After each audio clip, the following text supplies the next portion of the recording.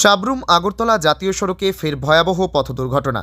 চড়িলাম school সংলগ্ন এলাকায় দুটি যাত্রীবাহী বাসের সংঘর্ষে গুরুতর আহত হল শিশু ও বৃদ্ধ সহ বহু যাত্রী।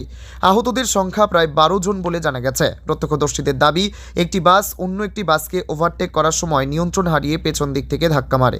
দুর্ঘটনায় জড়িত বাস দুটির নম্বর TR01J3166 এবং TR071239। বাস দুটিতে একাধিক বয়স্ক যাত্রী ও বৃদ্ধা ছিলেন। তাদের অনেকেই গুরুতরভাবে আহত হয়েছেন। দুর্ঘটনার খবর পেয়ে দ্রুত ঘটনাস্থলে পৌঁছায় অগ্নি নির্বাপক বাহিনীর কর্মীরা। আহতদের উদ্ধার করে তড়িঘড়ি নিকটবর্তী হাসপাতালে পাঠানো হয়। তবে এ ঘটনায় এখনও পর্যন্ত কোনো মৃত্যুর খবর পাওয়া যায়নি বলে সংবাদ সূত্রে জানা গেছে। এই দুর্ঘটনাকে কেন্দ্র করে ফের প্রশ্ন উঠছে ট্রাফিক পুলিশের ভূমিকা ও জাতীয় সড়কের নিরাপত্তা ব্যবস্থা নিয়ে।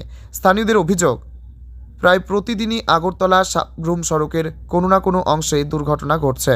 প্রশাসনের পক্ষ থেকে কড়া নজরদারি ও কার্যকর ব্যবস্থা গ্রহণের দাবি উঠেছে।